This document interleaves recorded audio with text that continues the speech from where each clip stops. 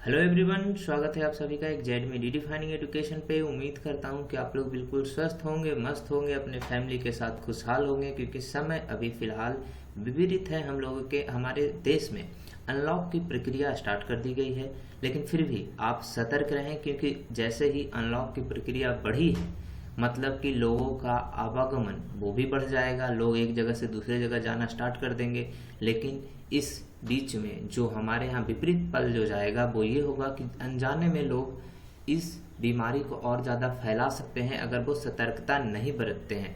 तो इस बात पे आप ध्यान देंगे, क्योंकि बचना आपको है, तो आप सतर्क रहें।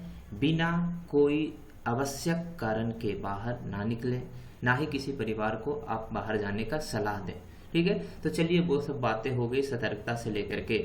अब बात कर लेते हैं कि आज का प्रॉब्लम क्या है। ये क्वेश्चन नंबर 47 है, जिसमें बोला गया है कि सिंप्लेक्स मेथड का यूज कीजिए। क्या बोल रहा है? Use the simplex method to solve the problem. Maximize u equals to 5x plus 2y subjected to x plus 3y should be less than और equal to 12, 3x minus 4y should be less than और equal to 9, 7x plus 8y should be less than or equal to 20 and last one x, y should be greater than 0। तो यहाँ पे कैसा problem है? Maximisation का। कितने variables हैं? वो हैं 2 और कंस्टेंट कितने हैं हमारे पास? वो हैं 3 कंस्टेंट। ये क्वेश्चन पूछा हुआ है 2006 का, 12 मार्क्स का ये क्वेश्चन है। इसको बहुत ही सरल तरीके से देखते हैं कि कैसे इसको हम लोग सॉल्व कर सकते हैं। चलिए, यहाँ पे हम लोगों ने यहाँ पे क्वेश्चन को लिख दिया है। इसको हम लोग क्या बोलते हैं? Normal form, right. इसको हम लोग क्या बोलते हैं? ये कि नॉर्मल फॉर्म है जो हम लोगों को क्वेश्चन में दिया गया था। क्या दिया गया था? u equals to 5x plus 2y को मैक्सिमाइज करना है। 3 कंस्टेंट हमें दे दिया गया है ना। कंस्टेंट 1 हो गया, ये 2 हो गया और ये हो गया 3। तो इस 3 कंस्टेंट से आप एक चीज ध्यान देंगे, कैसा कंस्टेंट है? लेस देन और इक्वल टू का, है ना। तीनों की तीनों कैसा है? लेस देन और इक्वल टू का। तो इसके लिए मुझे पता है कि अगर लेस देन और इक्वल टू का है कंस्टेंट, तो अगर इसको हमको स्टैंडर्ड फॉर्म में कन्वर्ट करना है, स्टैंडर्ड फॉर्म मतलब क्या? इनइक्वलिटी को हटाना है। तो उसके लिए क्या करना होता था कि अगर लेस देन और इक्वल टू का है तो हर एक कंस्टेंट के लिए एक एक स्लैक वेरिएबल हमको ऐड करना पड़ता था, है ना। एक एक स्लैक वेरिएबल को हमको ऐड करना होता था। तो यहाँ पे 3 है कंस्टेंट, तो कैसा जाएगा? 3 वेरिएबल आएंगे। कौन सा वेरिएबल? Slack variable. तो हम लोगों ने उसको स्टैंडर्ड फॉर्म में बदलने की चेष्टा किया, प्रयत्न किया, तो हम लोग सक्सेसफुल हुए हैं। और आया क्या? u equals to 5x plus 2y plus 0s1 plus 0s2 plus 0s3। देखिए s1 s2 s3 हम लोगों ने यहाँ पे स्लैक वेरिएबल ऐड कर दिए। सिमिलरली कॉरस्पॉन्डिंग स्लैक वेरिएबल को कॉरस्पॉन्डिंग कंस्टेंट के साथ हम लोगों ने ऐड कर दिया, s1 s2 s3। ये हो गया हमारा स्टैंडर्ड फॉर्म। अब क्या करते थे सर जी? फॉर्म करते थे इनिशियल टेबल या फिर आइट्रेशन 0, है ना। तो आइट्रेशन 0 में क्या क्या चीजें यूज होंगी? टर्म क्या क्या होंगे? सीजे बेसिक वेरिएबल, सीबीआई, सॉल्यूशन और रेशियो, या फिर इसको हम लोग बोलते थे दूसरे टर्म में इंटरसेप्ट, है ना। ये इंटरसेप्ट आप जो भी लिखना चाहते हो लिख सकते हो। तो ये हो गए कुछ टर्म, सीजे माइनस जेड और जेड। अब क्या करेंगे? हम लोग सबको लिखेंगे। बेसिक वेरिएबल में कौन कौन सा है आप देखिए। ऑब्जेक्टिव फंक्शन में X Y s1 s2 s3 हम लोगों को यहाँ पे लिख दिया x Y s1 s2 s3। और इसका cj क्या होता है?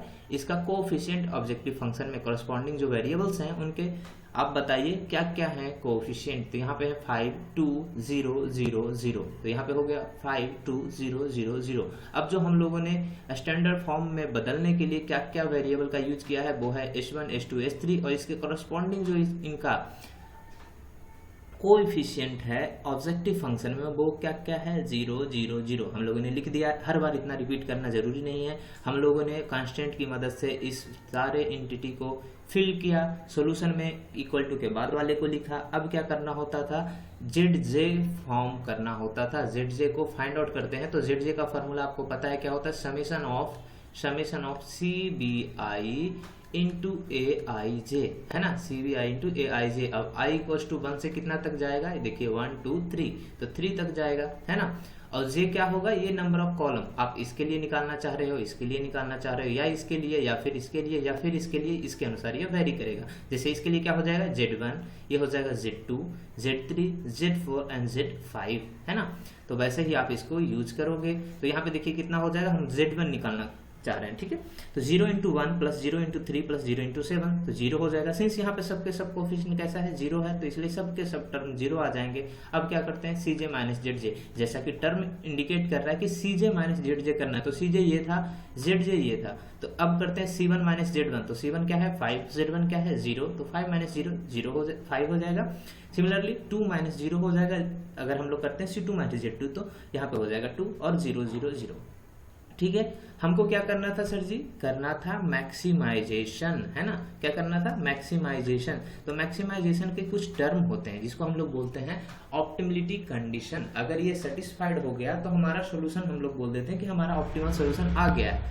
अगर नहीं आया तो हम लोग बोलते हैं कि नहीं कुछ और हमको करना पड़ेगा।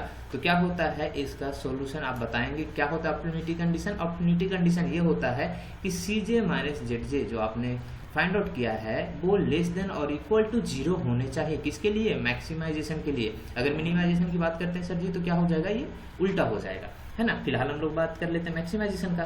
तो क्या ये ग्रेटर देन 0 है कि नहीं, हाँ है, ये ग्रेटर देन 0 है, मतलब कि हमारा ऑप्टिमिलिटी कंडीशन यहीं पे सेटिस्फाइड नहीं हुआ।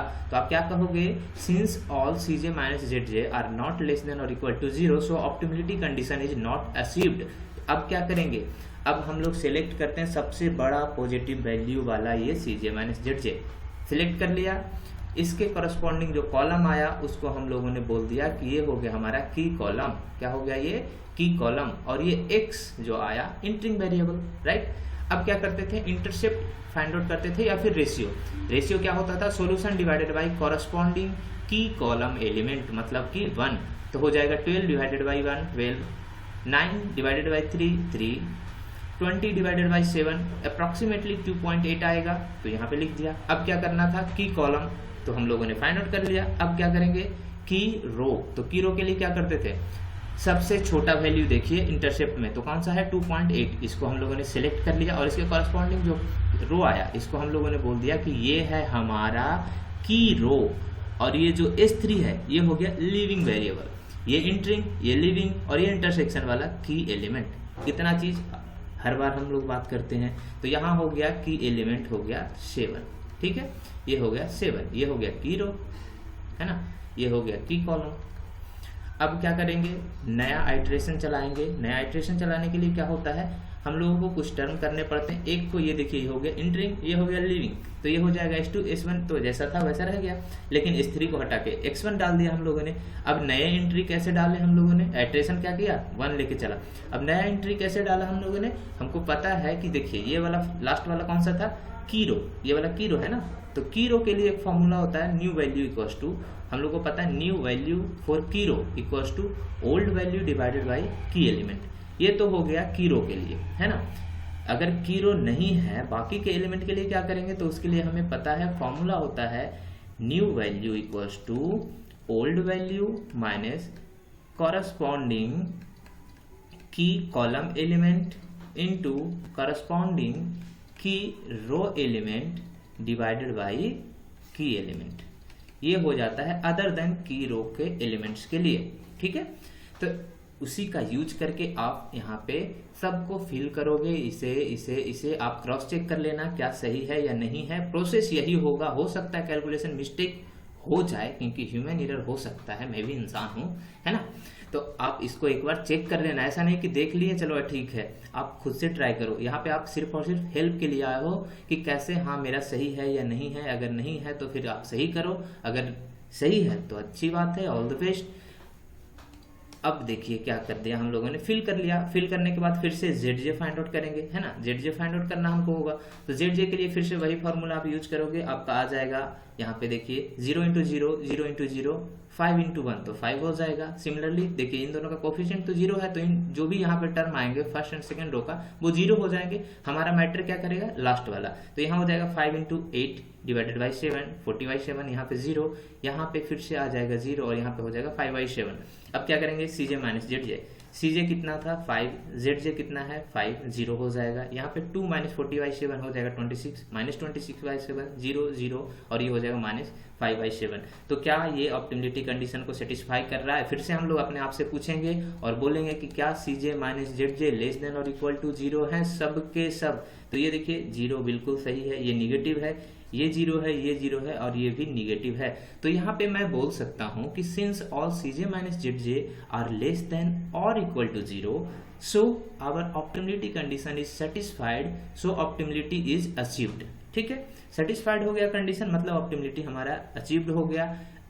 अब कहाँ पे अचीव्ड हुआ है? At x equals to 20/7।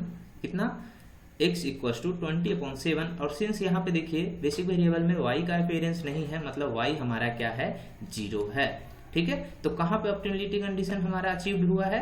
Eight x equals to 20/7 and y equals to 0 and maximum value of u and max u will be, आप बताइए कितना हो जाएगा? ये हो जाएगा 100/7। ठीक है, and max value of u will B 100/7। तो ये हो जाएगा आपका उत्तर। ठीक है, ये हो जाएगा आपका आंसर। तो ये था आपका क्वेश्चन जो कि पूछा गया था 2006 में। एक और क्वेश्चन पूछा गया था 2006 में, ये थोड़ा सा लंबा था वो वाला, जो कि हम लोग पहले ही चर्चा कर चुके थे। ये था प्रॉब्लम नंबर 2। अब फिर से हम लोग देखेंगे क्वेश्चन जो कि पूछा गया 2007 पे एंड सो ऑन। तो मिलते रहेंगे हमेशा की तरह। Be happy, stay with your family. Thank you for watching, have a good day, bye bye and take care.